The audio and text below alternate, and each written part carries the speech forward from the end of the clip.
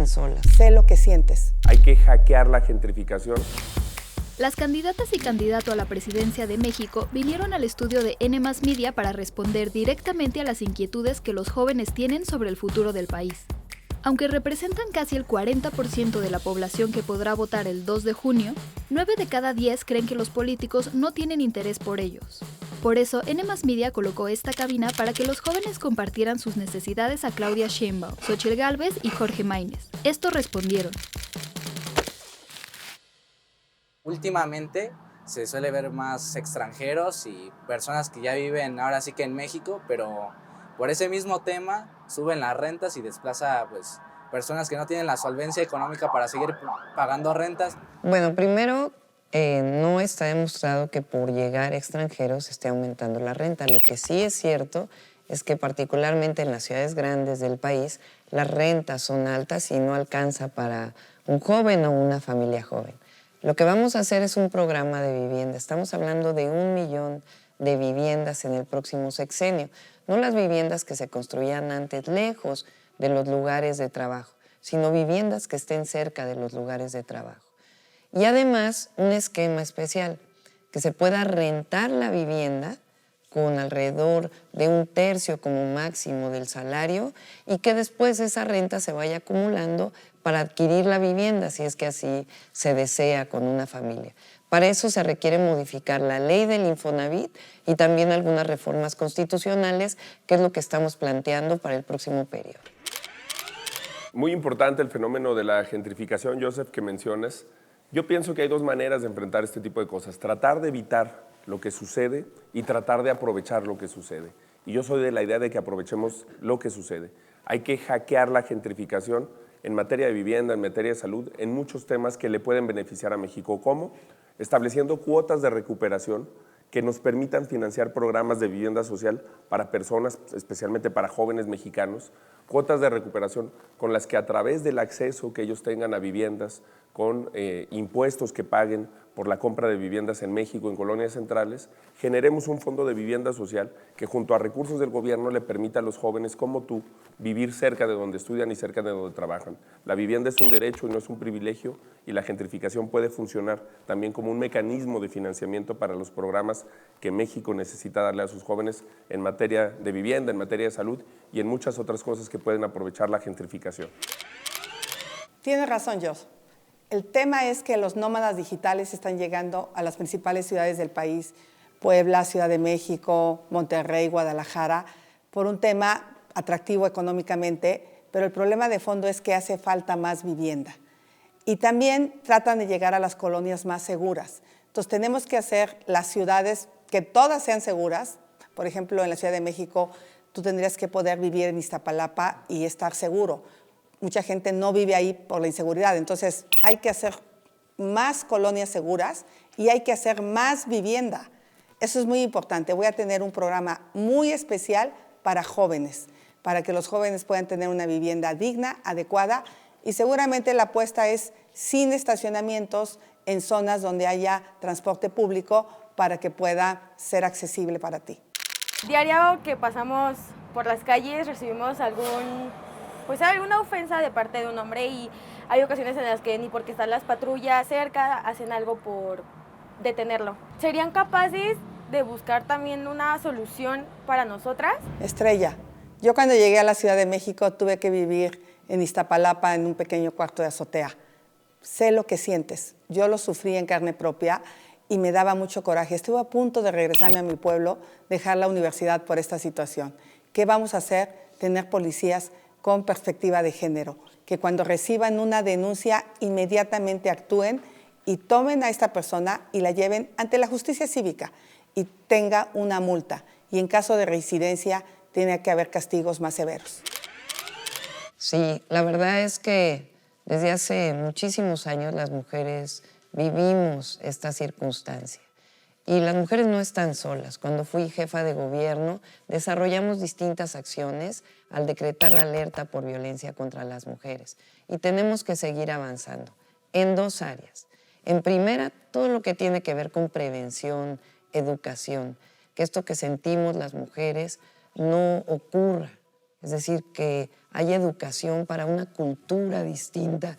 Y por otro lado, cuando hay delitos, pues que haya cero impunidad en los delitos contra las mujeres.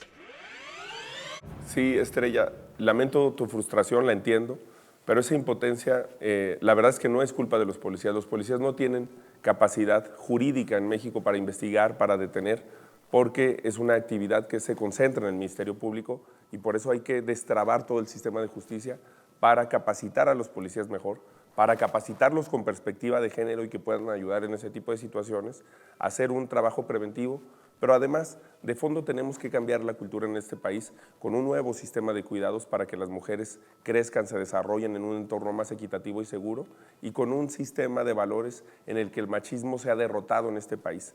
El problema del machismo es que muchos hombres piensan que ganan con ese tipo de actitudes y de actividades misóginas. Lo que hay que demostrarle a los hombres es que el machismo también limita sus oportunidades de desarrollo, sus oportunidades de crecimiento y que limita al país entero.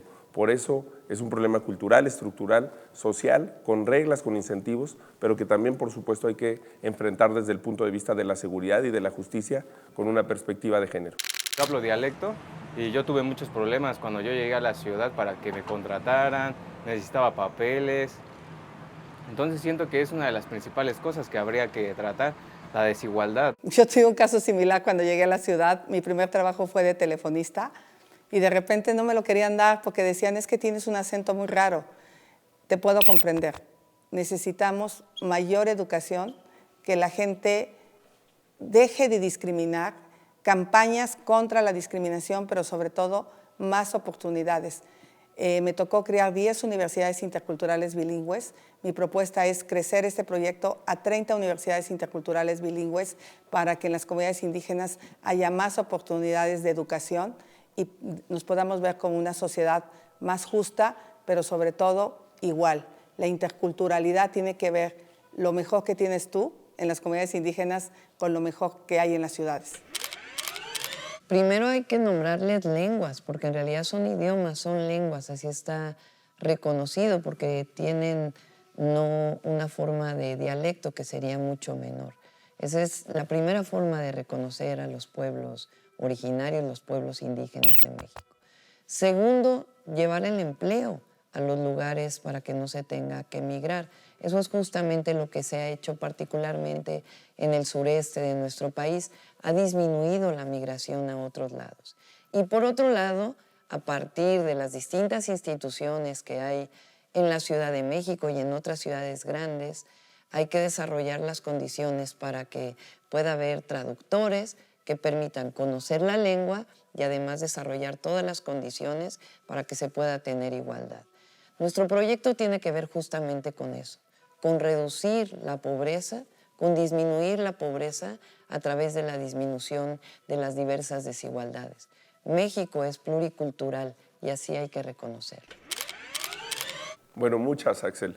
Primero, las niñas y los niños de pueblos originarios, de comunidades indígenas o con discapacidad también deben de tener una educación inclusiva, porque yo he hablado en los debates de la lengua de señas mexicanas, que también es un dialecto que es conformado por personas en México que lo inventaron, que lo desarrollaron y que les ha dado accesibilidad, pero lamentablemente nuestro sistema educativo no tiene esa inclusión y no promueve que México es un país con muchas lenguas en el que todas son lenguas nacionales que deben de ser incluidas. Hay que tener accesibilidad en materiales didácticos, en materiales culturales para todas las lenguas y también tener cuotas de acceso a oportunidades de educación, pero también de empleo, de vida productiva para las personas que vengan de estas comunidades y muchas otras cosas en cada una de las áreas. Por ejemplo, debe de haber una defensoría para personas de comunidades indígenas y de pueblos originarios que garantice su acceso a la justicia. Actualmente hay 8,000 personas indígenas que están injustamente encarceladas porque no tuvieron un defensor en su lengua natal. Por eso necesitamos accesibilidad e inclusión y entender que México es muchos Méxicos y que para que las mexicanas y los mexicanos estemos bien, necesitamos que todas y todos sean incluidos. Un caso muy personal, mi papá y mis abuelos y conocidos sufren de enfermedades crónicas, de hipertensión, de diabetes. Van a sus consultas y todo y les dan sus recetas, pero cuando van a surtirlas muchas veces no tienen medicamentos. Mira, Giovanni, 3 cosas. Primero hay que cambiar el sistema de salud para que no sean tantos millones de mexicanos los que vivan padecimientos como los de tu familia. México necesita promover la salud mental, la salud nutricional, la actividad física y un sistema comunitario preventivo que logre que mexicanas y mexicanos no lleguen con este tipo de enfermedades a su edad adulta. Después, ya que las tienen, pues hay que atenderlas. ¿Cómo es lo mejor de atenderlas? Primero, sin corrupción. Las compañías que venden medicamentos muchas veces patrocinan campañas, pagan campañas y después se cobran a lo chino de los gobiernos con sobreprecios, con los medicamentos que no son los adecuados, con desabasto y provocan este problema logístico. Y lo tercero es con tecnología, con un nuevo sistema de salud que permita que los centros de salud del IMSS anticipen, con un registro médico en línea que te permita acceder a tu historial clínico de forma permanente. Actualmente no lo tenemos y es absurdo que no podamos acceder a ese historial clínico y que ese historial clínico le permita a las instituciones de salud generar una planeación que garantice que no haya desabasto. ¿Qué pasa hoy? Que van tus familiares por el medicamento, no lo tiene el centro de salud, lo solicita, cuando llega ya no se necesita y tenemos todo el tiempo un desfase. Con tecnología, con información podemos hacer una mejor planeación para que las medicinas lleguen a su destino. Sí, son dos temas que tenemos. El primero pues es la distribución de medicamentos con tecnología, con distribución logística, que ya inició con este gobierno y que vamos a seguir desarrollando. Y lo segundo es un proyecto que llamamos Farmacias del Bienestar, para que justamente enfermedades como la diabetes no se tenga que regresar al centro de salud para poder surtir nuevamente la receta de insulina, por ejemplo, sino que se pueda ir directo a la farmacia del bienestar con la receta que ya se dio de manera electrónica para que se pueda recoger los medicamentos cada vez que se requiera. Ha avanzado el modelo de salud y vamos a seguir desarrollándolo. Lo importante es que nuestra concepción es que el acceso a la salud es un derecho, no es una mercancía ni un privilegio. En mi gobierno va a haber un programa especial para personas con diabetes e hipertensión arterial, de tal manera que te pueda tu papá medirse la glucosa en su casa, tener un seguimiento posiblemente vía telefónica al menos, y que con la tarjeta Mi Salud pueda ir a cualquier farmacia a recoger su medicamento en caso de que no se lo entreguen en el centro de salud. Y un poco después, quizá el medicamento le puede llegar directamente a la casa. Estamos trabajando en tener mejor tecnología, pero con la tarjeta de Mi Salud de entrada no van a tener que comprar ningún medicamento. ¿Y tú qué les preguntarías?